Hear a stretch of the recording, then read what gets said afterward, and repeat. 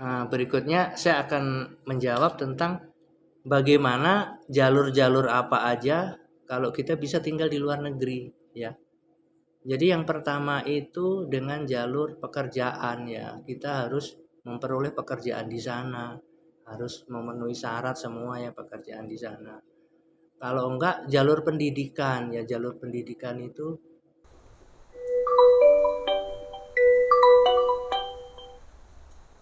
Ada apa, bro? Bro, kenapa? Mau ke luar negeri, ada hashtag kabur aja dulu itu.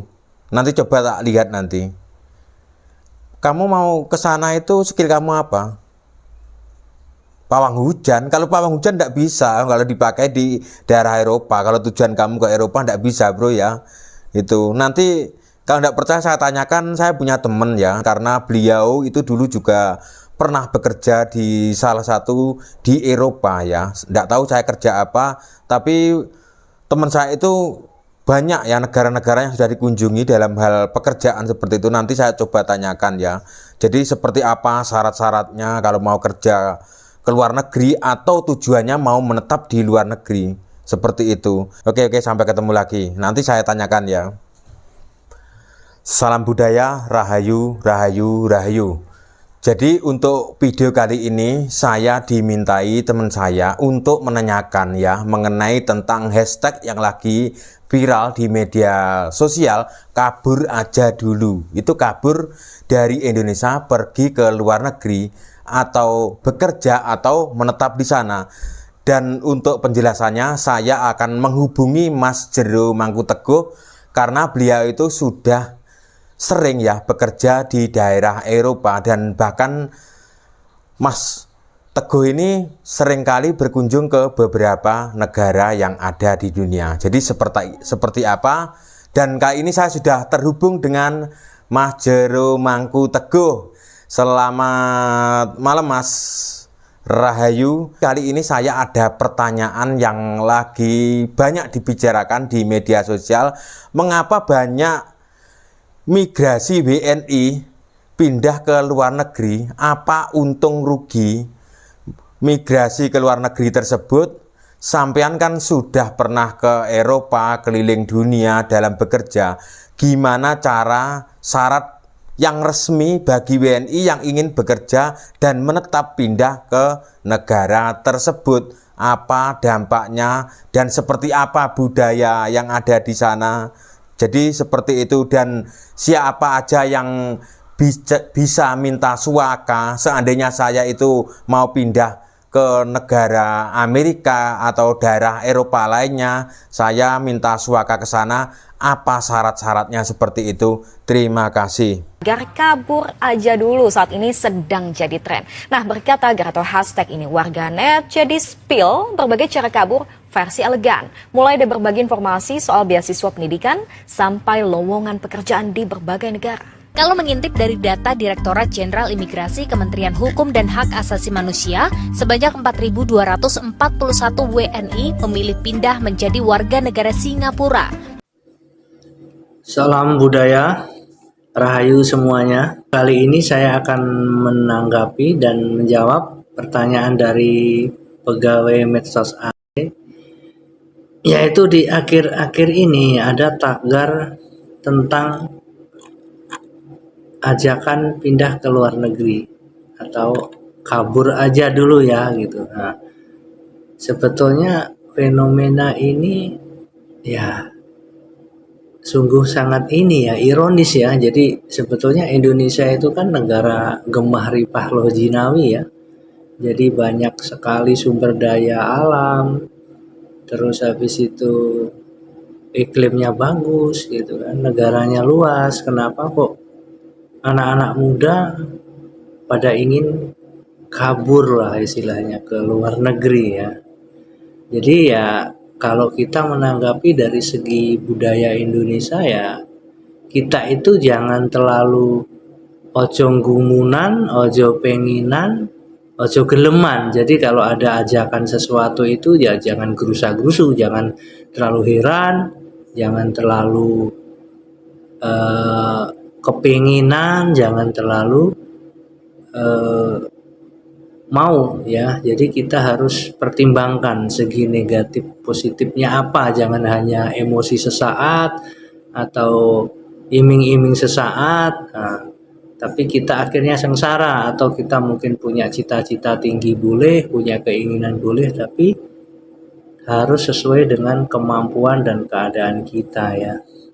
Jadi kalau alasan-alasan orang migrasi itu kan ya sebetulnya hak-hak asasi manusia ya. Setiap manusia itu diberi kebebasan untuk memilih kewarganegaraan atau citizenship di mana aja dia sukai ya. Tapi biasanya alasan-alasan memilih negara tertentu itu yang pertama adalah ekonomi ya. Jadi ingin kehidupan yang bagus ya, karir yang bagus ya. Jadi biasanya itu anak-anak muda yang pengen memang dia mempunyai cita-cita tinggi. Nah, di situ juga kualitas hidup dan pendidikan yang cukup bagus ya. Mungkin karena juga negara-negara yang dituju itu biasanya negara yang penduduknya sedikit ya. Jadi negara yang penduduknya sedikit itu kebanyakan demografinya rendah, angka pendapatan per kapitanya itu pasti tinggi ya. Nah, berikutnya alasan yang lain adalah alasan politik. Alasan politik itu masalah keamanan dan stabilitas politik. Jadi di suatu daerah atau suatu negara jika tidak ada rasa aman dan tidak ada stabilitas politik, itu cenderung warganya untuk pergi ke tempat yang lebih aman ya. Nah, di sisi lain ada juga misalkan pelanggaran HAM ya, jajan kebebasan yang lebih liberal ya, mungkin di tempat negara yang baru itu kan. Jadi seseorang itu selain kebutuhan ekonomi, masalah hak asasi manusia ya, itu kalau misalkan tidak terjadi kebebasan, biasanya orang cenderung ke situ. Nah, berikutnya faktor yang ketiga yaitu budaya dan agama ya. Jadi kebanyakan orang yang mempunyai budaya dan kesamaan agama itu cenderung lebih memilih ya. Nah, dewasa ini masalah agama itu sangat riskan ya. Jadi seseorang yang karena agama atau suku atau kelompok ditindas, tidak diberi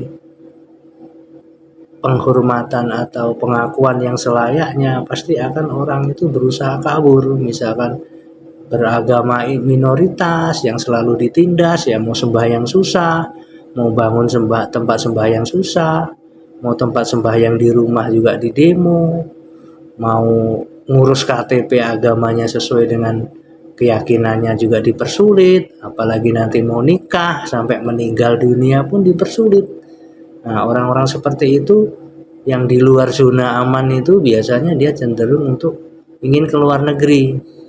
Akan tetapi orang-orang yang sudah masuk zona nyaman, nah, pasti dia pengennya ya sudah stay aja di tempat-tempat asli kita ya. Jadi seenak-enaknya di negara tetangga atau tetangga asing, sebetulnya lebih enak di negara kita sendiri ya.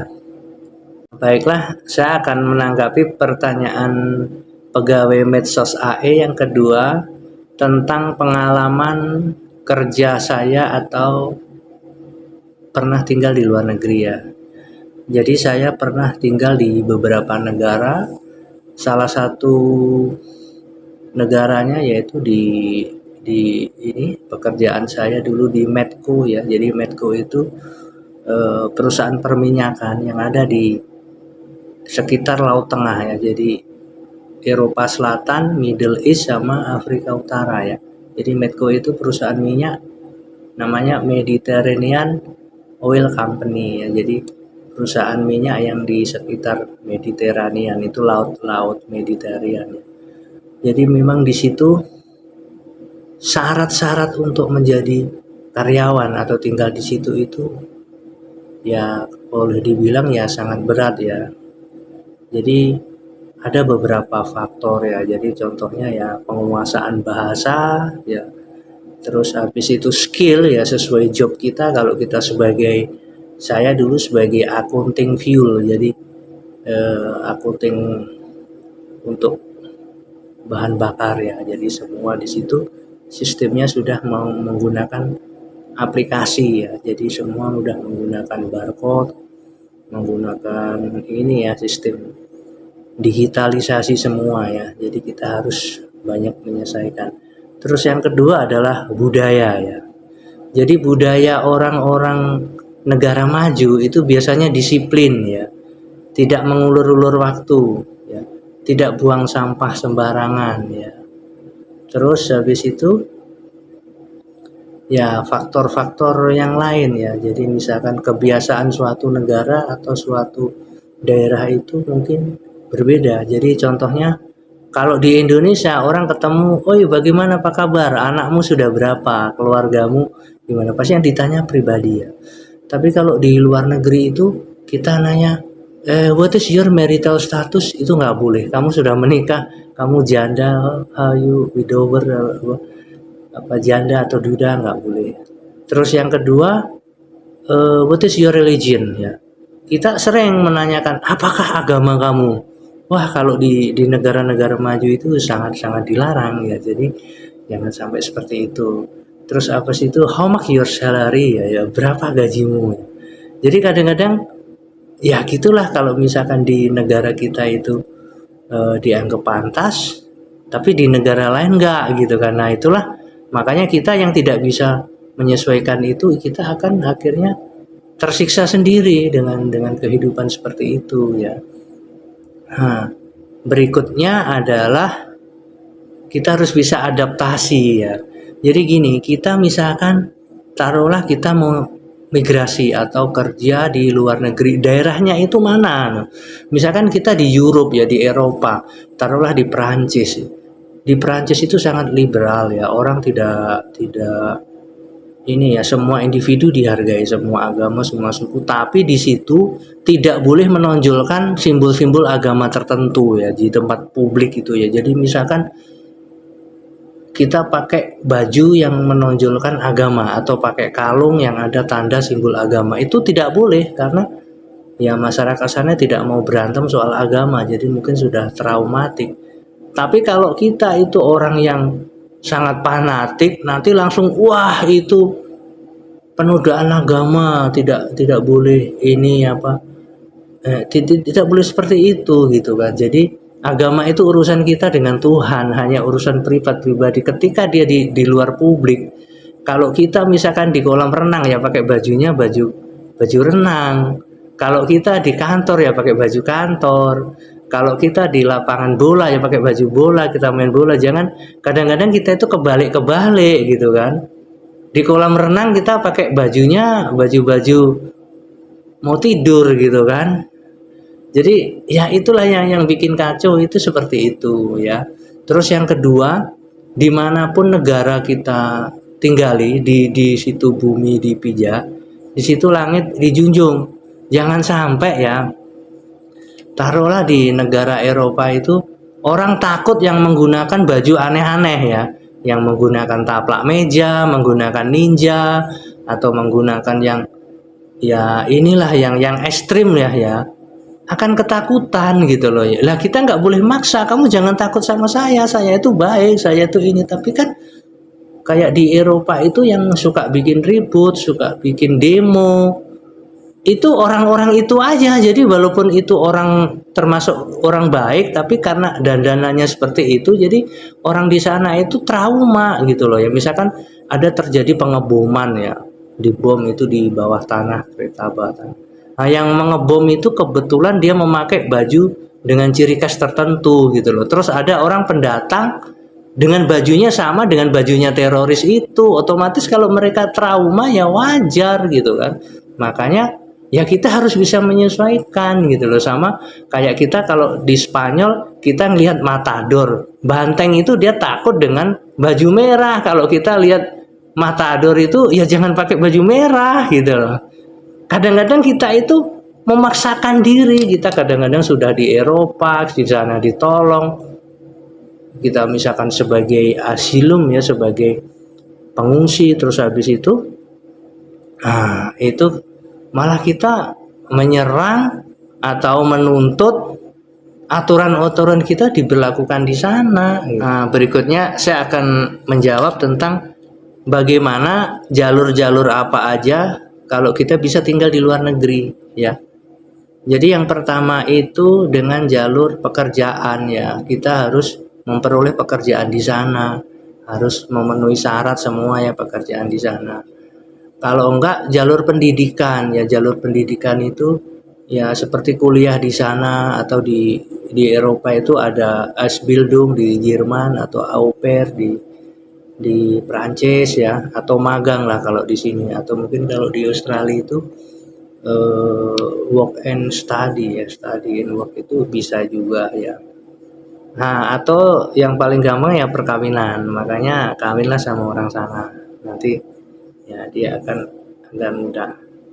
Nah, yang ketiga itu dengan cara asilum atau apa ya namanya, orang yang sudah kena persekusi di suatu negara atau ditetapkan sebagai tersangka tapi bukan kriminal umum ya. Jadi misalkan kayak karena agama, karena politik ya, atau napol itu biasanya kalau di negaranya sudah ditetapkan sebagai ini terpidana penodaan agama gitu kan, itu bisa gitu loh. Tapi kalau kriminal murni, dia pencuri, perampok, ya nggak bisa, itu kriminal murni, kriminal umum ya, dimanapun nggak akan diterima.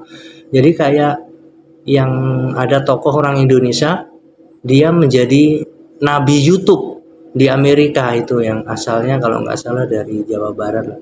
Nah itu bisa diterima sebagai asilum atau swaka ya. Dia mungkin di negara asalnya dinyatakan bersalah karena agama atau doktrin tertentu, tapi di negara Amerika sana itu merupakan suatu kebebasan. Terus ada lagi Nabi ke-26 itu kan, dia kan asalnya dari Tegal kalau nggak salah ya. Dia sekarang menjadi warga negara Belanda. Mungkin di sini dia dianggap sebagai ini ya, sebagai narapidana atau bersalah, tapi di negara Belanda sana justru dia bikin YouTube, bikin channel yang tiap hari dia memberikan ini ya, penyiaran sesuai dengan ininya mereka. Jadi ya intinya tidak segampang itu kita keluar negeri, itu harus kita pikir-pikir dulu ya, untung ruginya bagaimana, terus negara yang kita tuju itu bagaimana. Jadi jangan asal saya keluar negeri, nggak segampang itu. Memang di luar negeri itu enak ya. Saya pun kalau misalkan kontraknya nggak habis, umur saya masih muda, atau ada yang mau ngasih warga negara mana, saya mungkin masih betah di sana. Cuma karena kontraknya udah habis, umur kita sudah tua ya, mau nggak mau ya kita harus ngikutin. Makanya kadang-kadang kalau ngomong, wah saya pulang ke negara saya karena saya mencintai tanah air saya, itu belum tentu benar. Ya mungkin ada juga benarnya, ada juga karena memang kontraknya sudah habis atau umurnya sudah terlalu tua. Jadi kalau di negara maju itu benar-benar mencari orang yang produktif. Kalau sudah nggak produktif ya mereka akan disingkirkan gitu kan. Jadi ya logikanya namanya negara makmur, ibaratnya penganggurannya jadi gaji, rumah sakit gratis, sekolah gratis, gimana nggak mau gitu kan. Nah, biasanya negara-negara itu negara yang kecil penduduknya, cuma sedikit, kayak di negara-negara Skandinavia ya. Kayak ada juga di Middle East, kayak negara-negara Uni Emirat Arab, Qatar, itu ya tingkat pendapatan per kapitanya tinggi ya. Jadi kalau mau ke sana ya kita harus persiapkan ya. Jadi jangan hanya asal emosi sesaat nyari kerjaan susah. Kita itu persaingannya di luar negeri itu benar-benar kompetitif gitu. Jadi nggak harus disiplin semuanya. Kemudian untuk saran-saran mungkin bagi generasi muda, ya silahkan Anda mau berkarir di dalam negeri, di luar negeri, silahkan. Tapi kalau bisa dengan cara menggunakan yang baik ya. Benar-benar kita itu dibutuhkan di sana ya. Terus kita jangan mengkhianati jangan menjelek-jelekan tanah kelahiran kita, asal usul kita. Ya kalaupun toh jadi warga negara sana, tetap membangun hubungan yang baik ya, jangan menjelek-menjelekan, jangan inilah intinya. Ya silahkan aja mau tinggal di luar negeri, mau tinggal di mana. Tapi kalau menurut saya selama kita masih zona nyaman, ya kenapa kok jauh-jauh di luar negeri gitu kan.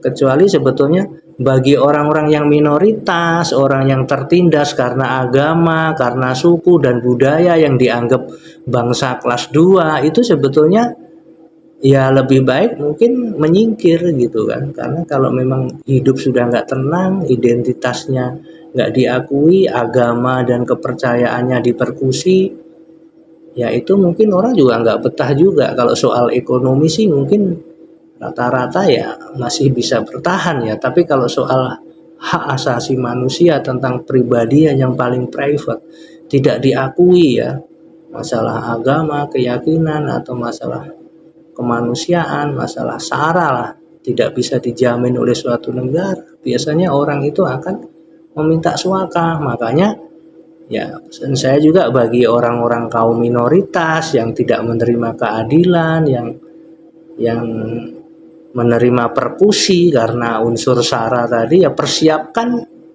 dirinya masing-masing dengan baik, persiapkan skill, hubungan komunikasi dengan luar negeri, dengan internasional, bangunlah jaringan pertemanan, terus selalu berbuat baik, berprestasi. Kalau kita memang ibaratnya emas itu akan dipakai di mana-mana. Kalau kita memang ya bukan emas ya tidak akan dipakai, malah akan jadi sampah dunia atau sampah peradaban.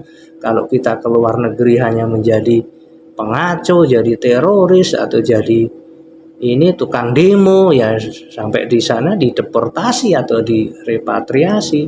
Tapi kalau kita sukses di luar negeri, ya punya ini ya skill, punya jasa untuk kemanusiaan yang sifatnya universal, orang akan menghargai kita dan negeri kita. Ya semua tergantung generasi muda. Jadi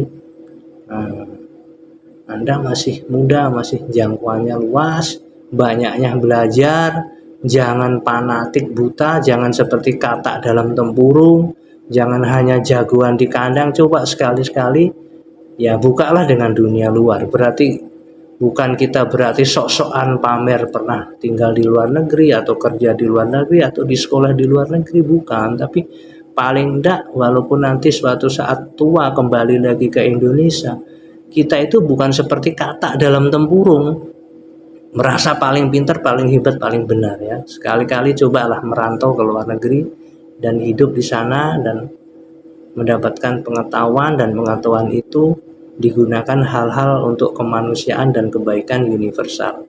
Ya sekian dari saya, mohon maaf kalau ada kekurangan. Semoga seluruh makhluk berbahagia. Rahayu, rahayu, rahayu.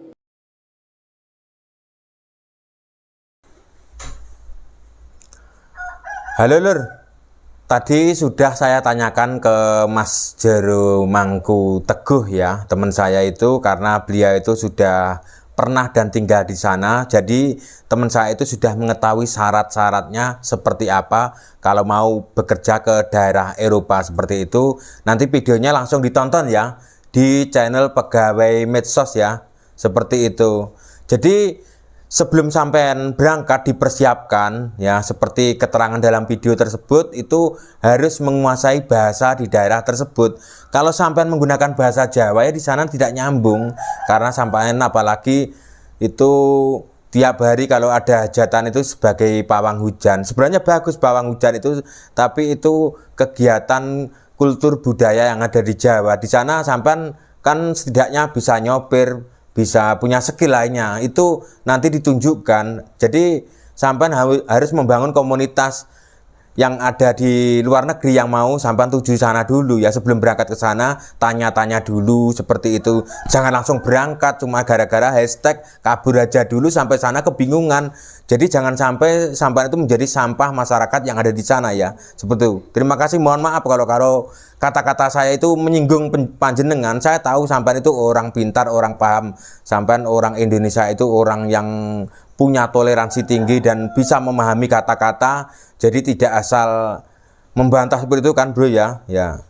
Oke, saya minta maaf ya. Oke, santai, nanti kapan-kapan kita ngopi ya. Nanti kan di Jawa ini kan lagi heboh ya. Ada yang heboh itu lagi ada tren musik lawasan. Jadi orang-orang zaman sekarang itu banyak yang suka menyukai pakaian-pakaian jadul tahun 80-an 90-an ya. Jadi di beberapa kota sudah ada yang mengadakan konser kecil-kecilan bro. Jangan lupa nanti bisa datang ke Ponorogo juga ada. Nggak tahu tanggal berapa itu. Itu unik ya. Itu oke. Nanti saya kabari info selanjutnya. Terima kasih, selamat ngopi. Oke. Ketapang Gilimanuk. Yang penting golek utang ojo nyenuk ya. Ya, oke. Makasih. Oke, cukup sekian konten saya. Jika ada salah kata penyebutan yang disampaikan Mas Jero Mangku, mohon maaf yang sebesar-besarnya. Terima kasih. Salam budaya Nusantara. Selamat bekerja.